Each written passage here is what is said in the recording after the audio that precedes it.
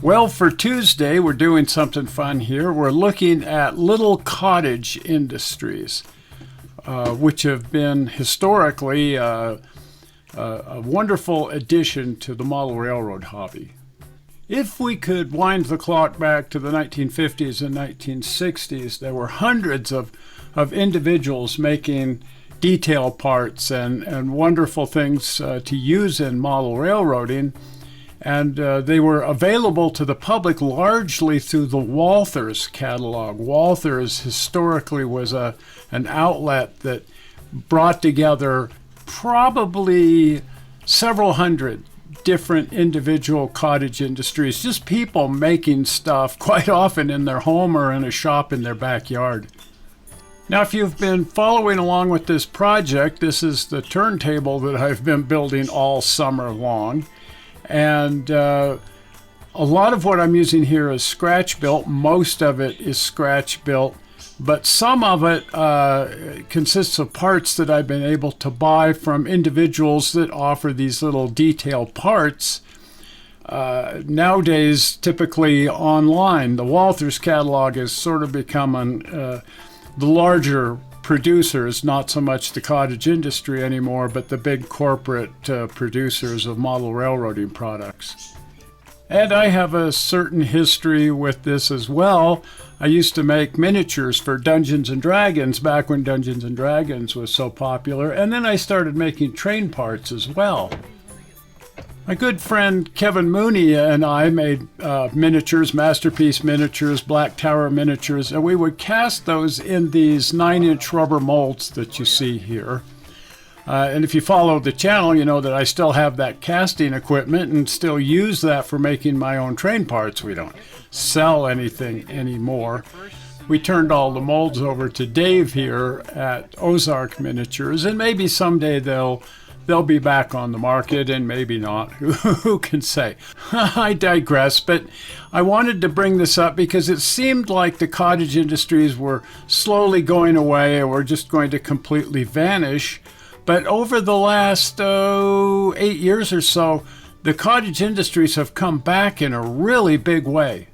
In large part because of new technology, which has made producing things easier than it once was with brass casting and that sort of thing. Laser cut wood has really launched a lot of new products, and of course 3D printing as well. This is our friend Trip, who calls his company Arduck Locomotive Works, and he makes a lot of railroad products, locomotives, and passenger cars. Not intended for model railroading, but, decorative pieces like a mantelpiece locomotive, that sort of thing. But mostly just something really, really fun to build, a static model. When Karen and I were at the Nevada Northern in October for the Haunted Ghost Train, Trip had this whole huge display there in their gift shop of some of his locomotives and a caboose and that sort of thing, because he actually makes a model of Nevada Northern number 40. Certainly one of our favorite locomotives of all time. It was just really neat to see it produced here in about 20th scale. But he offers these things in a lot of different scales. In fact, if you want to spend $1,500 or so, he'll print any of these locomotives. Well, most of these locomotives also in 1/8 scale, so they're just absolutely huge if that's something of interest to you. And while they're not intended to be operational models, if you set them on a track, you can push them down the track. In this case, it's a number 1 gauge track, the proverbial G scale track. Like I say, none of this is intended for model railroading, just something fun and decorative. But for my turntable, I need detailed parts. And because there are these cottage industries, I've been able to find some of the parts that I need for the turntable through various cottage industries. Now, what I've been working on over the last, 6 weeks or so is the turntable bridge. And right now I'm working on the huge girders that go under the deck for the actual turntable bridge.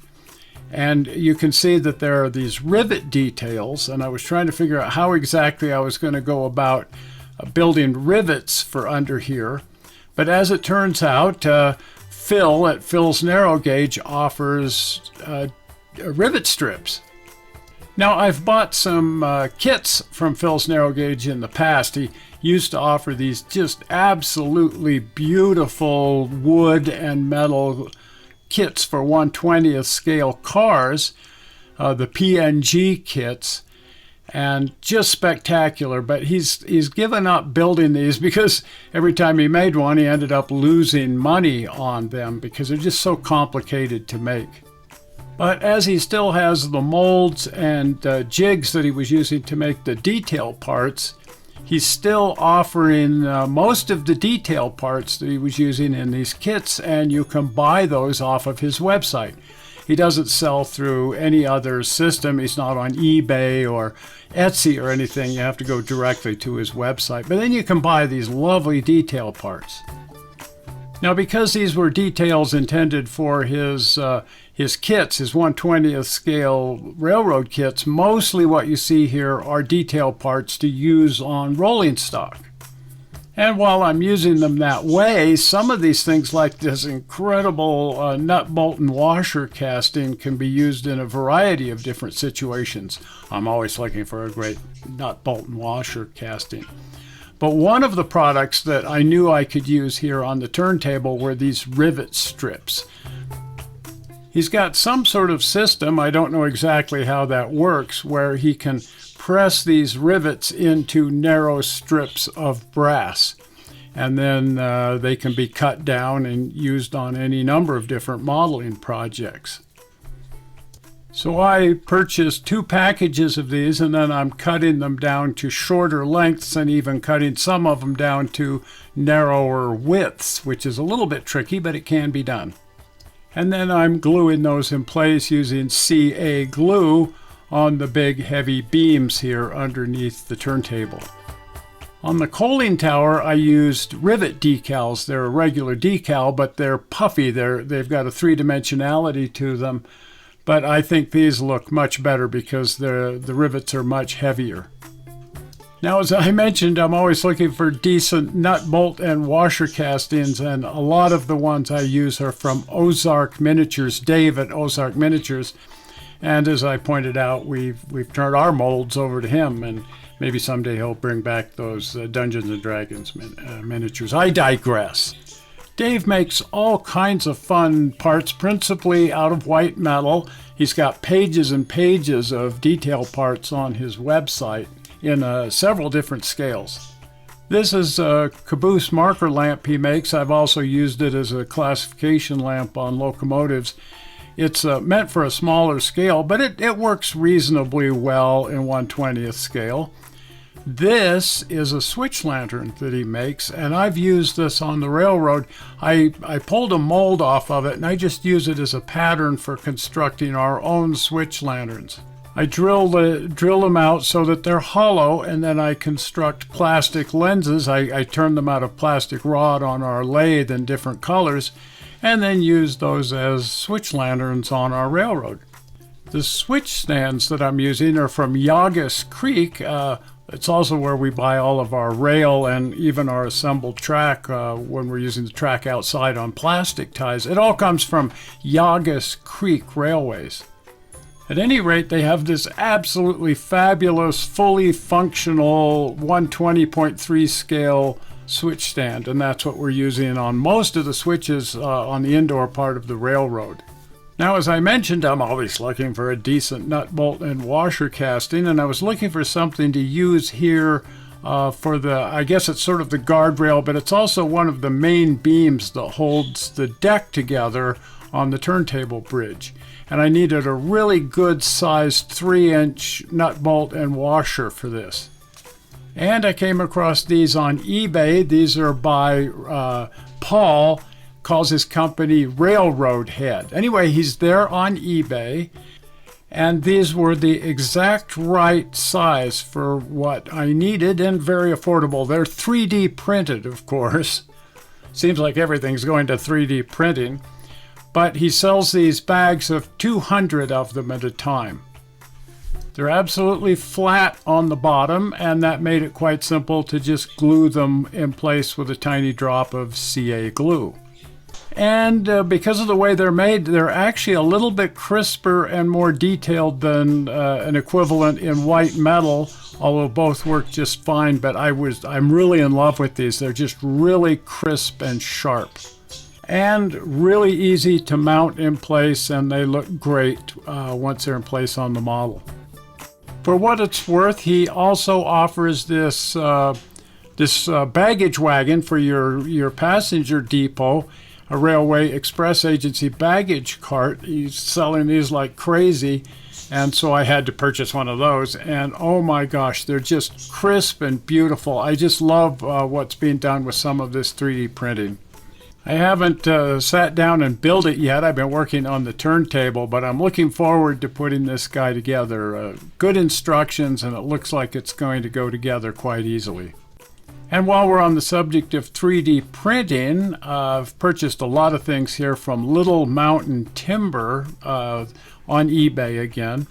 Again, 3D printed, really nice stuff. And all of the junk around the engine facility here is principally Little Mountain Timber. But the thing he makes that I really, really love are lamps and lanterns. If you know me, I'm a fiend for really nice lamps and lanterns. And he makes this Caboose light, which of course you can also use in a baggage car anywhere this particular lantern was used. And they're magnificent. He also makes this spectacular hand car in 120.3 scale. He sent us one of these, and I'm really looking forward to putting this together. Look at the packaging and the detail here. This is just so first rate.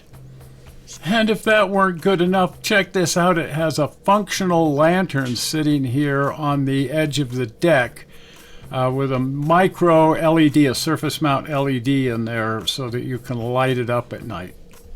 Karen and I absolutely love putting lights in our models. It's just magical to turn out the room lights and bring up the model lights. The magic when the shadows fall. He also offers this really great looking velocipede, and I'll probably be purchasing one of these pretty soon. Anyway, for Tuesday, I just thought it would be fun to point out some of the parts that I'm using here on the turntable deck, and mostly talk about the rebirth of the cottage industries in model railroading, and the new place to find those Etsy and eBay instead of the Walthers catalog, although the Walthers catalog is still pretty significant too. If you are not a subscriber to the channel, please subscribe. It's so easy to do by clicking on the upcoming blue button. Zoink! Right there, the blue button. Well, we're not sure how you found this video on the internet. We sure hope you didn't find it boring, and Karen and I will see you here on Sunday. We'll see you then. Bye-bye.